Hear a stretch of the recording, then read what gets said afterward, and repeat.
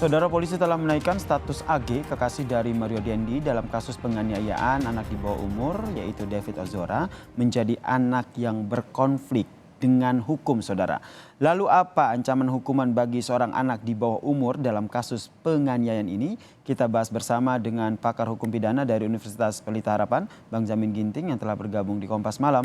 Salam sehat, Bang Jamin.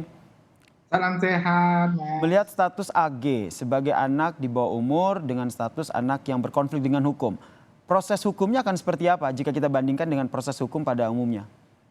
Ya, tentu kalau kita mengacu kepada Undang-Undang Nomor 11 ya, tahun 2012 tentang sistem peradilan pidana anak, di situ dikatakan bahwa ada klasifikasi ya terhadap jenis-jenis hukuman, khususnya kepada anak yang berkonflik dengan hukum ya. Artinya dalam bahasa sehari-harinya itu adalah sudah dijadikan tersangka ya, kalau dia dulunya masih jadi saksi anak yang berhadapan dengan hukum ya. Itu terminologi dalam undang-undang ya di pasal 1 ayat 3. Nah, jadi kalau dia berhadapan dengan hukum, dia itu masih jadi saksi tapi berkonflik dengan hukum, sudah jadi tersangka, jadi sama seperti orang yang jadi tersangka mempunyai hak-hak ya, hak untuk didampingi oleh penasihat hukum ya, hak untuk dilakukan perlindungan ya dengan cara lembaga perlindungan anak atau KPAI di sini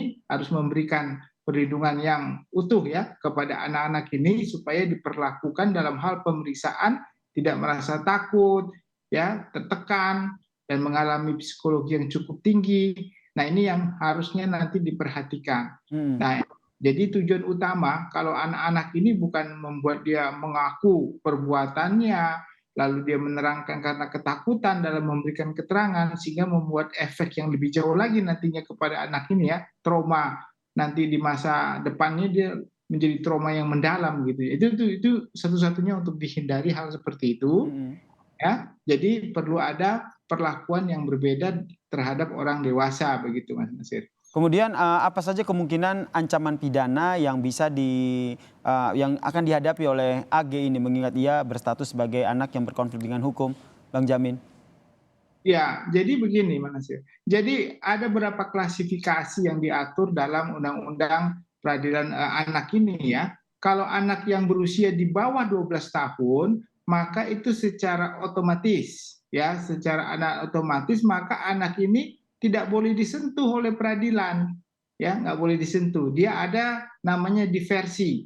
Dia harus anak itu dikembalikan kepada orang tuanya. Jadi tanpa proses peradilan ya. Oke. Nah, karena itu anaknya di bawah umur 12 tahun. Itu klasifikasi pertama. Klasifikasi kedua adalah seorang anak yang berusia 12 sampai 14 tahun yang tadi ya berkonflik dengan hukum, dia dapat diajukan di depan persidangan. Tetapi kategori usia ini dia bisa juga dijatuhi hukuman ya. Ya, tindakan apa hukumannya ya? Tindakan hukumannya ya tentu yang lebih ringan ya. Dan salah satunya adalah dikembalikan lagi ke orang tua atau ke panti sosial. Ya, Oke. jadi nanti putusannya menyatakan dia dikembalikan ke orang tua atau ke panti sosial, tapi boleh dipersidangkan gitu, boleh dipersidangkan. Itu 12 sampai 14 tahun ya? Ya, 14 ya. Jadi 12 Kemudian? 14 ya. Lalu anak yang berusia antara 14 sampai 18 tahun. Nah, kalau ini dia harus masuk dalam persidangan. Nah, hukumannya juga dan bisa ditahan ya, bisa ditahan dan divonis hukuman, tetapi hukumannya tidak boleh lebih dari setengah ancaman maksimum dari orang dewasa. Jadi dikurangi setengah ya dari ancaman maksimum orang dewasa. Nah, Oke, itulah. berarti kalau kita lihat dari kasus ini, AG ini kan sudah di atas 14 tahun, berarti 14 sampai 18 tahun. Berarti kemungkinan yang ketiga yang masuk ke dalam pengkategorian ketiga akan mengikuti persidangan, kemudian tetap akan ditahan, namun ancaman hukumannya dipotong setengah, begitu ya, Bang Ya, Jamin? jadi dia kalau dia 15 tahun kan masuk kategori antara 14 sampai 18 ya. Jadi kemungkinan untuk ditahan itu bisa, dan hukumannya juga ya hukuman maksimum dikurangi setengah, paling tinggi setengah dari maksimum ya yang diberikan kepada orang dewasa. Apakah ada opsi untuk dibebaskan sepenuhnya atau dikembalikan kepada orang tua? Meskipun kalau lihat Tidak dari bisa. aturannya tidak mungkin begitu.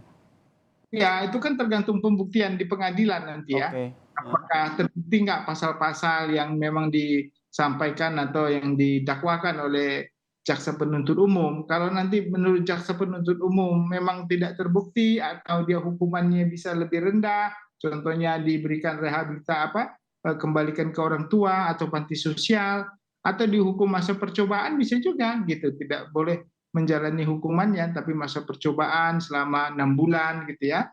Selama 6 bulan dia tidak boleh melakukan tindak pidana lain, maka bisa juga seperti itu. Jadi tergantung kepada nanti hakim ya, karena ini kan konteksnya 15 tahun, jadi persidangannya tidak seperti persidangan yang kita lihat sekarang. Ini kan anak, berarti nanti dia sidangnya tertutup ya, sidang tertutup. Gitu. Oke, kemudian yang dikhawatirkan dari kasus anak ini yang juga menjadi perhatian publik adalah bagaimana kondisi dari psikologis anak ini. Nah, dalam proses pemeriksaannya sendiri, bagaimana akhirnya polisi bisa tetap profesional, tapi tetap juga memikirkan ataupun melihat konteks bagaimana kondisi psikologi dari AG ini, Bang Jamin? Ya, tentu anak ini tidak akan sendiri ya. Pertama ada kuasa hukum, terus ada pendamping dari lembaga yang memang diberikan ya untuk melakukan pendampingan. Karena nanti dia akan dilihat, diteliti terus secara psikologis apakah dia mampu atau tidak untuk memberikan keterangan. Kadang-kadang kan depresi ya. Anak-anak ini kan juga umur 14 tahun atau 15 tahun ada juga, apalagi wanita ya.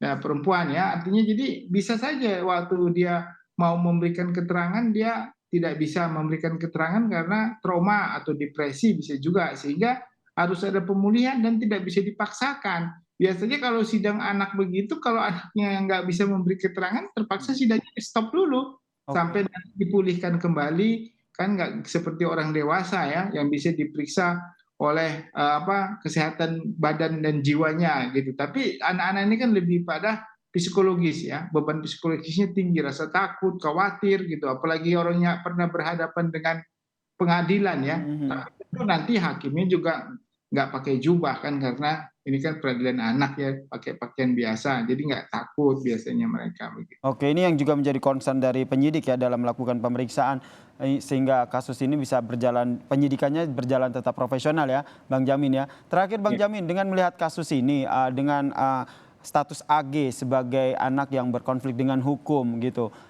nantinya pasal yang disangkakan itu akan seperti apa?